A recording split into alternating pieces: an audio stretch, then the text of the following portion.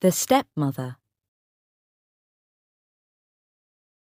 Marrying a man who already has children makes you a stepmother, a difficult part to play in a family.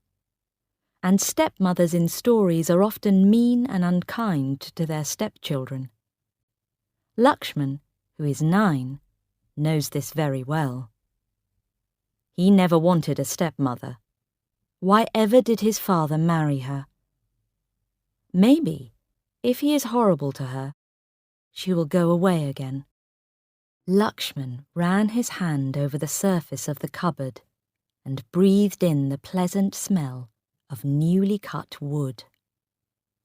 An almirah, with 4 doors, 2 above and 2 below, and a shiny key in each one. What use was an almirah to a baby? Nobody ever made almirahs with 4 doors. Carefully, he turned the keys to look inside. In one half, there was a place to hang clothes, small clothes. The other half had narrow shelves. Underneath, there were 2 long, wide shelves. Somebody, he supposed, had already put some toys there, baby things, plastic cups that fit into each other, little wooden bricks, and coloured balls. Angrily, he banged the doors shut. What a complete waste. In his bare feet, he walked down the stairs to the back of the house, to the kitchen area. The old umme was squatting on the floor, cutting up vegetables for the meal. A row of pots and pans stood on the floor, and Candy, the Alsatian dog, was sleeping peacefully beside them, his tail occasionally waving away the flies. Both Lakshman and the umme knew this was against the rules the new woman had made after she took control of the house. But they understood each other, the old cook and the boy. He squatted down opposite her, watching her. Although he was 9, he was small for his age, small but strong. He wore an old shirt and a too small pair of washed-out blue trousers. For some time he watched the umme in silence. Then, in his rather high little boy's voice, he asked, "Where is the bloody woman?" The umme did not stop her cutting. She said calmly, "She's getting dressed to go out. She wants you to change and go with her, to buy new shoes for school." The boy sighed. He picked up a piece of sugarcane and began to suck it noisily. That was really too bad. Did she really think he'd go out with her? Walk in the street where all his friends would see him? True, his father had said she would help him and look after him, but that did not mean she could give him orders, or that he had to do what she wanted. Why, he wouldn't go with her for anything, not even if she offered him a bicycle. Lakshman had been saving for a bicycle for some time. His weekly money from his father, gifts from aunts and uncles and grandparents, all this was carefully saved. In fact, Lakshman lived for the day when there would be enough for that bicycle. But dislike of his stepmother was so great that he could not even imagine himself accepting a bicycle from her. He bit off a piece of sugarcane and said crossly, "I am not going out with her to buy a pair of shoes." It was hot in the kitchen. The umme lifted a corner of the cotton cloth she was wearing wrapped round her like a skirt and wiped the sweat from her face and neck. At that moment, Lakshman's stepmother appeared in the doorway. Her eyes took in the scene and narrowed angrily. She raised her voice and said, "Umme, I have told you again and again not to cut vegetables on the floor. and then to Lakshman. Lakshman, go and change your clothes. I want to take you out to buy a pair of shoes. Neither Amme nor the child moved. The Amme began to cut vegetables again, with great concentration. Lakshman looked quickly at his stepmother. The she-devil. Whatever had made his father marry her? He said, Amme doesn't understand English, and I don't want to go out. You buy the shoes for me. The woman straightened her back and looked down at him. If Amme doesn't understand English, why don't you tell her in Sinhalese? And you say you won't come out with me. Well, I can't buy a pair of shoes unless you try them on. So please, get ready. Quickly now. He turned to Amme and said in Sinhalese, That bloody woman says not to cut vegetables on the floor. Very slowly and heavily, the Amme got up from where she was squatting. She picked up the vegetables and threw them on the kitchen table. Then she said to the child, Tell her I can't work for her. Also, I am not well. I have to go home. Lakshman repeated in English exactly what the old cook had said. The tall one looked from the child to the old woman a little helplessly, then shrugged her shoulders. If she is not feeling well, she must go home and get better. Meanwhile, you get ready. I am waiting. He stepped right in front of his stepmother. He had to bend his head far back in order to see her face. He collected the spit in his mouth, then walked slowly and deliberately to the corner of the kitchen where there was a space for washing vegetables, and spat. Spitting was the best way to drive away evil things. Then he said, But I told you, I am not coming. She took a deep breath. All right. If you are not coming, I am not buying the shoes. She turned and walked towards the front door.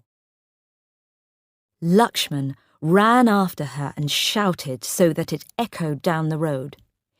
If you don't buy those shoes, I'll tell all the neighbors and relations what a mean, hateful, horrible stepmother you are. She didn't even turn her head. All she said was, You tell them whatever you like, Lakshman, but if you want a pair of shoes, you've got to come and try them on, or else no shoes. He watched her drive off. He was very angry, but not because he needed the shoes so badly, but because he felt she had won this particular argument. He could hear the men-servants talking and laughing loudly in the kitchen with the Amme, who was packing her things.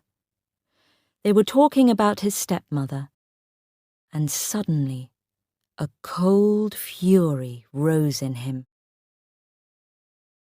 Why had she come here and upset things, when everything was running so smoothly before, and now the Amme was leaving? Upstairs, the baby began to cry. That was another thing. Her baby. All that fuss and bother about him. You would think nobody had ever had a baby before. And all that nonsense about keeping him clean and not touching him with dirty fingers. And almirahs. Almirahs were bought for brides when they got married to take to their new husband's house to keep their saris and jewellery safe. And then he had an idea. Thoughtfully, he climbed back up the stairs. There stood the almirah, with its smell of new wood. Without hesitating, he opened the two bottom doors, which he could easily reach because they were at his height. He took hold of one door and forced it back, further and further, until the wood broke and the door fell to the ground with a loud crash. The second door soon followed the first. To reach the upper two doors, he got a chair and climbed on it. It was more difficult this time, but he pushed as hard as he could until the third door landed on the ground with an even bigger crash. He waited for a moment to see whether anyone would come to investigate, but he wasn't really worried. They, the servants, couldn't stop him. Wasn't he the young master? Anyway, they wouldn't want to stop him. Not at all. They'd be delighted with the trouble he was causing the new woman. He smiled nastily. Wouldn't she be wild? He imagined her return. This time, she'd really get mad. She'd hit him and scream at him, and then his father would get rid of her, once and for all. With this happy thought, he turned back to the almirah and finally managed to break the fourth door off. Carefully, he replaced the chair and left the broken doors where they had fallen. Then he decided to play a game in his room. There would be enough time to hide when he heard the car. She was coming up the stairs. Lakshman was lying flat on the floor of his room, looking through the narrow space under his door. He could hear the changing sound of her footsteps as she came higher and higher, and he held his breath when she finally stopped. She stopped for quite some time. Then she called not him, but the servant. She asked, "Who has done this, Somapala?" Somapala, who had not seen the broken almirah before, gasped and said, "I don't know."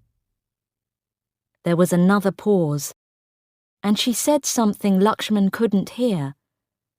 Then she went into her bedroom. That was too much for Lakshman.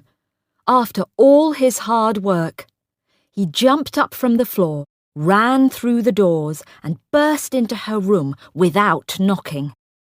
She was standing by the mirror, examining her face, and his eyes met hers in the mirror. He screamed, "You want to know who did it? Well, I did. I did it." His face was red under the brown skin, and his eyes very black, shining with the light of battle. His arms hung by his sides, his hands tightly closed. She turned slowly. "You did it, Lakshman. You." She looked down at him from her great height. Her fingers were playing with the household keys she was holding. "That's really too bad, Lakshman. Breaking the baby's cupboard. We had to pay a lot of money for it." He almost laughed. The stupid woman. What was the point in breaking something cheap? He waited for her fury to break, preparing himself for the punishment, looking forward to it almost with pleasure. But it didn't come. She just stood there and looked at him calmly. Then she said, "That's really too bad, Lakshman. I thought you were a sensible sort of boy." She sighed. "So now we have to ask the workmen to repair the damage. Quite an unnecessary bother and cost." She walked towards the baby's room. Lakshman had a terrible feeling of disappointment, worse than he had ever experienced before. Wildly, he ran after her and asked urgently, "But aren't you going to punish me?" "Punish you?" She appeared surprised. "Punish you? Oh, no. There's no point in that, because that's what you want, isn't it?" She looked him straight in the eye. "No, Lakshman, I am not going to punish you, only—" She hesitated for a moment. "About the repairs. You are going to pay for them, Lakshman, out of your bicycle money. That's fair, don't you think?" She opened the door of the baby's room, walked through, and firmly shut it behind her. Lakshman stared at the closed door. The sun was shining outside, and little gold bits of dust were dancing in the sunlight. The blood had left his face, and he stood there, wide-eyed and silent. Then he walked out of her room, past the 4 broken almirah doors on the floor, and down the stairs. His head was bent as he went slowly down, his old shirt hanging out over the 2 small blue trousers. He heard the door of the baby's room opening. The woman was looking down at him from the top of the stairs, but he pretended not to see and continued going down without stopping. She said, "Lakshman?" Pause. "Lakshman, we can come to an arrangement." He did not look up. But there was no longer any sharpness in her voice. Instead, there was a warm note in it that the child did not fail to notice. She said, "You help the workman repair the cupboard, and I'll pay half the cost. Agreed?" His eyes were hot with tears. "The bloody woman," he whispered to himself. "The bloody woman." But he slowed down, and as he reached the bottom of the stairs, she heard him begin to whistle. "Agreed," he shouted, and ran quickly out of sight.